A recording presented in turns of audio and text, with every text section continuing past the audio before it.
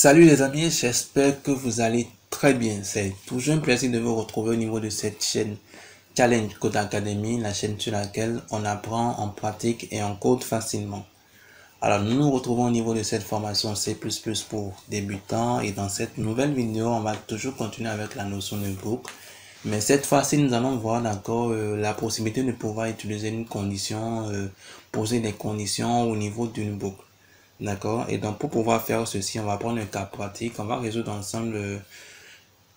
On va écrire un programme voilà, en C++ qui va nous permettre de résoudre, de déterminer le factoriel d'un nombre. Donc, un nombre positif ou nul entré par l'utilisateur. Et donc, ensemble, on va manipuler les boucles. On va utiliser également la condition pour être en mesure de pouvoir déterminer ce factoriel. On pourra également permettre à la personne de pouvoir reprendre cette opération autant de fois qu'il le veut. D'accord? Et donc, on va prendre ce cas pratique qui va quand même nous permettre de pouvoir toucher un peu le doigt la possibilité de pouvoir appeler des conditions ou faire des conditions au niveau d'une boucle. Nous allons voir comment on peut manipuler quand même. On va revoir encore la possibilité d'utiliser la boucle while quand il le faut et la boucle to while quand il le faut également. Alors, chers amis, si vous n'êtes pas encore abonné à la chaîne, n'hésitez pas à vous abonner à la chaîne, d'accord? Et à activer déjà toutes les notifications, ça vous permet de pouvoir avoir en temps réel toutes les informations, toutes les astuces, tous les nouveaux tutoriels. Vous pourrez avoir la notification en temps réel pour pouvoir nous suivre, d'accord? Et si vous êtes également de bonne humeur, laissez-nous un pouce bleu, ça nous fait toujours plaisir et ça nous motive à toujours vous apporter, vous donner des contenus de bonne qualité. Alors restez surtout jusqu'à la fin de cette vidéo si vous n'avez pas envie de manquer ceci, car ça va beaucoup plus vous apporter assez de précision, assez de connaissances au niveau de la manipulation des boucles. Alors on va rapidement s'y mettre. Déjà au niveau de notre code block, on a déjà créé un fichier que nous avons appelé factoriel.cpp, d'accord? Et donc ensemble on va définir le bout de code qui va nous permettre de pouvoir déterminer le factoriel, d'accord, d'un nombre positif ou nul. Alors, comme nous l'avions dit tantôt, on veut permettre à la personne de déterminer le factoriel d'un nombre positif ou nul, mais dans le même temps, on veut quand même lui permettre aussi de pouvoir reprendre cette opération autant de fois qu'il le souhaite. Alors, on va procéder rapidement aux déclarations des variables que nous aurions utilisées. Donc, je vais déclarer des variables de type entier. Je vais déclarer, disons, nombre. Initialisé à 0. Je vais procéder à la déclaration d'une variable facto qu'on va mettre à 1. D'accord, on va déclarer un compteur i, d'accord, qu'on va mettre aussi à 0. On va déclarer disons la variable choix qu'on va mettre aussi à 0 pourquoi pas. Voilà, donc on va d'abord déclarer ces quatre variables. On va déterminer on va commencer par coder, d'accord. Si vous savez qu'on doit utiliser l'autre variable, on viendra déclarer. Et donc dans un premier temps, qu'est-ce qui nous intéresse, c'est d'abord de récupérer le nombre chez la personne. Et donc on veut déterminer le factoriel d'un nombre positif ou nul. Donc on veut d'abord prendre le nombre chez la personne.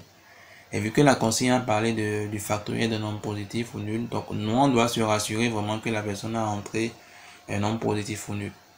Mais par contre, on veut d'abord prendre le nombre chez lui pour la première fois, d'accord. Procéder maintenant ensuite à la vérification pour voir si le nombre qu'il a entré est positif ou nul. Dans le cas contraire, on va pouvoir maintenant lui demander de pouvoir nous entrer un nombre positif ou nul.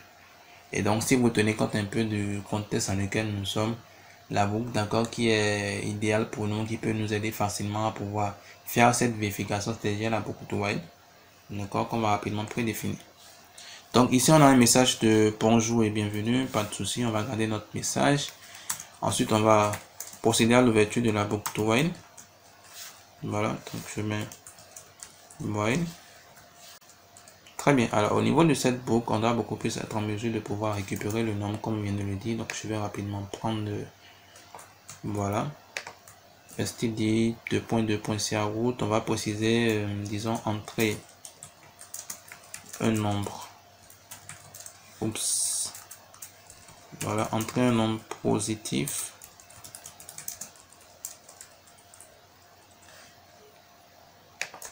voilà, donc entrer un nombre positif ou nul, s'il vous plaît.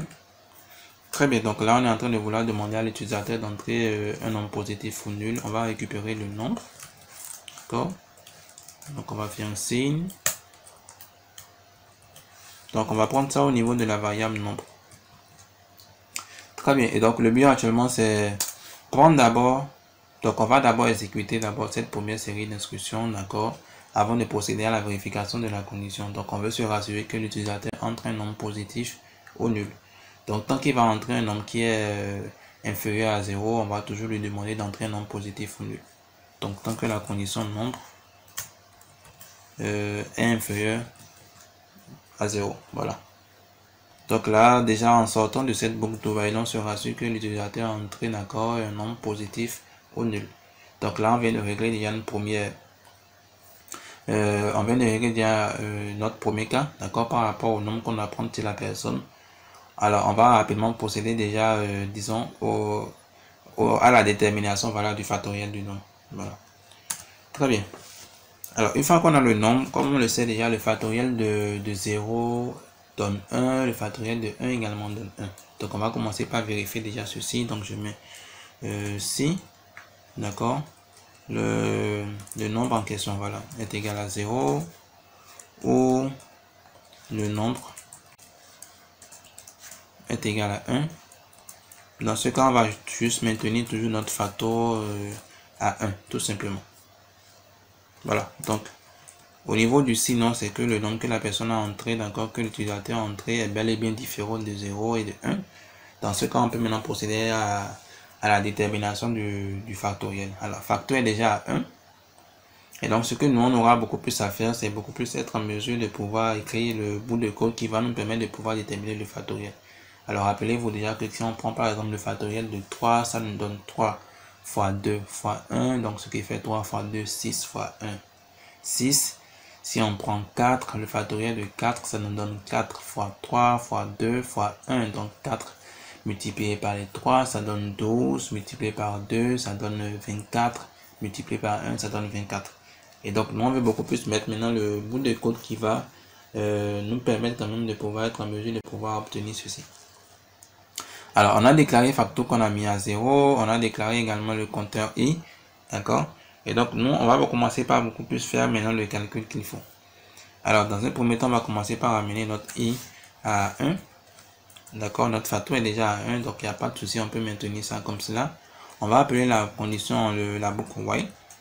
Et donc, comme on veut le faire actuellement, on veut d'abord se rassurer de faire beaucoup plus l'exécution d'une série d'instructions tant qu'une condition est vérifiée.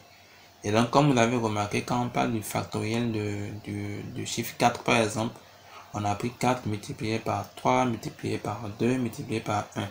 Et donc, il y a eu quand même une série d'opérations qui s'est effectuée en tenant compte de la vérification d'une condition donnée. Donc, on va rapidement écrire la condition ensemble et on va l'expliquer. Donc, tant que le compteur i, d'accord, est inférieur ou égal au nombre entré par l'utilisateur, alors on va rapidement procéder maintenant au calcul. Donc, facto, voilà, facto doit prendre, voilà, donc facto doit prendre le facto multiplié par i, tout simplement. Et là, on doit beaucoup plus incrémenter le i pour ne pas créer une boucle infinie. Voilà, donc, qu'est-ce qui se passe concrètement? Vous allez voir que nous avons mis le i à 1. Et donc, quand on parle de factoriel de 4, donc quand je mets par exemple, rapidement, je mets en commentaire ici le factoriel du chiffre 4. Oups. Voilà, donc le factoriel du chiffre 4. Voilà. Donc, le factoriel du chiffre 4, comme on vient de le dire actuellement, ça correspond beaucoup plus à 4 multiplié par 3, multiplié par 2, voilà, multiplié par 1. Et donc, qu'est-ce qui se passe concrètement ici? Nous avons mis le i à 1. Donc, on a dit tant que le compteur i sera inférieur ou égal à un nombre, on va beaucoup plus procéder. Donc, facto va prendre la valeur qui était au niveau de facto multiplié par le nombre i. Et nous allons incrémenter le i. Et nous avons mis le i à 1. Alors, qu'est-ce qui va se passer concrètement? Vous allez voir que quand nous allons rentrer dedans, supposons que l'utilisateur a entré le chiffre 4, quand nous allons revenir à ce niveau, le i est à 1. Donc, tant que le i est inférieur ou égal à un nombre, non. Alors, le 1 est bel et bien inférieur ou égal à un nombre. Donc, on va rentrer dans la boucle. Et donc, ça va nous faire facto, va prendre facto multiplié par i. Alors, facto est à 1, donc ça va prendre 1 multiplié par 1. Donc là, facto est toujours à 1. Le i va s'incrémenter, passer à 2. Et donc, est-ce que 2 est inférieur ou égal à 4? Bien sûr. Donc, on rentre encore au niveau de la boucle. Et là, ça va faire maintenant 2 multiplié par 1. Parce qu'il y avait 1 au niveau de facto. Donc, facto va passer maintenant à la valeur de 2. D'accord? Et donc là, on est beaucoup plus à 2 au niveau de facto. Le i va s'incrémenter et passer à 3. On va vérifier encore la condition. Est-ce que 3 est inférieur ou égal à nombre? Le nombre est à 4, donc 3 est bel et bien inférieur ou égal à 4. Donc on va rentrer encore dedans. Facto va prendre facto multiplié par i, donc ça fait pratiquement 2 multiplié par 3. D'accord? Donc 2 multiplié par 3, facto sera à 6. Et donc là, on va encore procéder rapidement à l'incrémentation de i. Le i va passer à 4. Est-ce que 4 est inférieur ou égal à 4? Bien sûr. Donc on rentre encore au niveau de la boucle. Et facto maintenant va prendre beaucoup plus maintenant la valeur qui était dans facto multiplié maintenant par i. Et donc on avait la valeur de 6 au niveau de facto. Ça va faire maintenant les 6 multiplié par les 4. Et ça va nous donner 24. Et donc le i va encore s'incrémenter. Et donc là, le i va passer à 5. Est-ce que 5 est inférieur ou égal à nombre? Non. La condition n'est plus vérifiée, on sort de la boucle while. Et facto actuellement est la valeur de 24. Et donc vous allez voir que quand on fait 4 multiplié par 3, ça donne 12, multiplié par 2, ça donne 24, multiplié par 1, ça donne toujours 24. Et donc ce bout de code nous permet déjà de pouvoir déterminer le factoriel. Et donc en sortant de la boucle while, nous avons déjà le factoriel qu'il nous faut.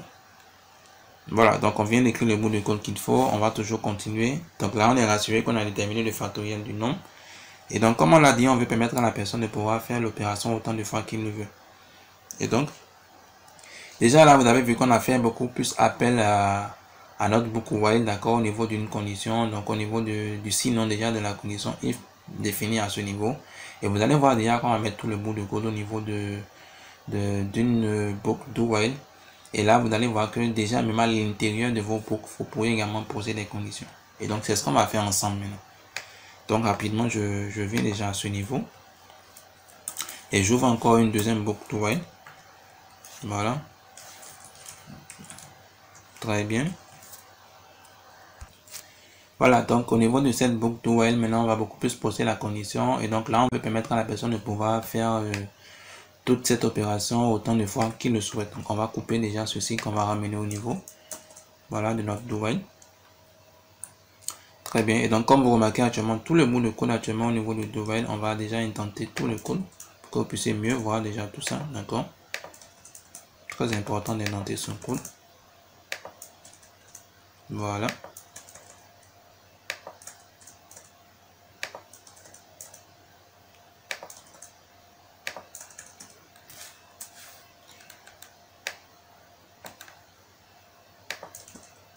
Très bien, donc là déjà on a mis beaucoup plus le bout de code qu'il faut au niveau de la condition de la boucle do while, autant pour moi. Et donc on va commencer par poser la question à l'utilisateur, d'accord. On va d'abord lui demander s'il a envie de reprendre l'opération ou non. Donc on va rapidement copier déjà cette ligne. Voilà, donc on va définir, on va lui dire souhaitez-vous reprendre cette opération. Donc ça c'est une question qu'on est en train de lui poser. Donc on peut faire un anti/n. Et là on va lui préciser maintenant quel est beaucoup plus le chiffre qu'il doit entrer s'il a envie de faire ça. Donc on va lui dire entrer disons le chiffre 1 pour oui et un autre chiffre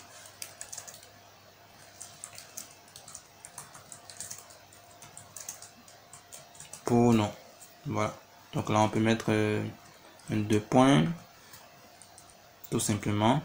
Et donc là on va maintenant récupérer le chiffre chez l'utilisateur. Voilà, donc on appelle CIN. Et donc là c'est beaucoup plus le choix. Voilà, donc on prend le choix chez la personne. Et donc on va pouvoir être en mesure d'exécuter la série d'instructions tant que le choix de la personne, d'accord, est égal à 1. Voilà, parce que nous avons dit d'entrer le chiffre 1 s'il a envie de répondre cette opération. Donc si le choix de la personne est égal à 1, on va à chaque fois lui répondre l'opération. Donc on va rapidement déterminer, on va rapidement tester déjà ce bout de code pour nous rassurer que ça marche correctement. Et revenir beaucoup plus au niveau de la précision et de l'explication de certains points. Donc je teste rapidement. Donc bienvenue à vous, entrez un chiffre positif ou nul s'il vous plaît, j'entre -5, entrez un nombre positif ou nul, j'entre -6, même chose, j'entre maintenant disons 0, Et donc là, ça veut dire souhaitez-vous reprendre cette opération. Oui, c'est normal, on n'a pas affiché le factoriel, on va rapidement l'afficher déjà au niveau du code. D'accord? Pour nous rassurer que ça marche aussi correctement. Donc à ce niveau, on a déterminé le factoriel. Donc en sortant du sinon, on va rapidement faire cout. Voilà, donc on va mettre le factoriel du nombre R. 2 points. Très bien, donc on va afficher le factoriel. Alors, le factoriel est disponible au niveau de la variable facto. Très bien, donc là, on va afficher la variable. Donc, mon opérateur facto. Très bien, donc le factoriel du nombre est facto. Donc là, on va faire un anti/n ici. Voilà, donc là, on pourra avoir le résultat en temps réel et se rassurer quand même que le calcul du factoriel marche aussi correctement. Voilà, très bien. Donc, je teste. Bienvenue à vous, entrez un nombre positif ou nul s'il vous plaît. -6, -8, 0. Donc, le factoriel du nombre est 1, donc ça marche correctement. Souhaitez-vous reprendre cette opération? Entrez le chiffre 1 pour oui et un autre chiffre pour non. Alors, 1 pour oui. Donc, entrez un nombre positif ou nul s'il vous plaît. J'entre le chiffre 4. Et donc, si ça marche correctement, on doit avoir le factoriel du nombre est 24. Donc, je fais entrer. Donc, le factoriel du nombre est 24. Donc, notre code marche correctement. Souhaitez-vous reprendre cette opération? Entrez un autre chiffre pour non. J'entre 0. Et je sors du programme. Voilà. Donc, chers amis, voici un peu le bout de code qu'on vient d'écrire ensemble. Au niveau de cette vidéo, on devait voir la possibilité de pouvoir utiliser des conditions, faire appel à des conditions au niveau d'une boucle. Et donc, comme vous venez de remarquer, au niveau de ma boucle to while, on vient d'appeler déjà au niveau de la boucle to while d'abord une boucle to while, donc une seconde boucle to while. Et dans la même boucle to while, on a appelé déjà la condition, la structure conditionnelle if. Et donc, c'est pour vous montrer que vous êtes en mesure de pouvoir appeler la structure conditionnelle if, de poser les conditions, que ce soit au niveau d'une boucle for, au niveau d'une boucle while, au niveau d'une boucle to while. Tout dépend concrètement de ce que vous voulez faire. Et donc là, c'était déjà pour vous confirmer que vous pouvez bel et bien passer des conditions, vérifier, procéder à la vérification de certaines conditions, d'accord, au niveau de vos boucles. Et donc, il est quand même très important de vous en parler. Et donc, ça, c'est beaucoup plus la notion qu'on devait aborder au niveau de cette vidéo. Alors, j'espère que vous avez été également en mesure de pouvoir écrire ce bout de code et que vous avez été en mesure de pouvoir manipuler la boucle do while, la structure conditionnelle dans la boucle do while ainsi que la boucle while. Alors, chers amis, dans la prochaine vidéo, on va toujours continuer avec notre formation C++ et cette fois-ci, nous allons parler du type char. Et donc, portez-vous très bien et n'oubliez pas de vous abonner à la chaîne si vous n'êtes pas encore abonné pour ne pas rater nos prochaines formations, nos prochains tutoriels, les nouvelles astuces à venir, d'accord? Et activez toujours la cloche de notification pour avoir en temps réel les notifications pouvant vous permettre d'être au courant. Laissez-nous également un pouce bleu si vous êtes de bonne humeur, ça nous fait toujours plaisir et ça nous encourage à vous donner des contenus de bonne qualité. Alors d'ici là, chers amis, portez-vous très bien. On va se dire à très bientôt.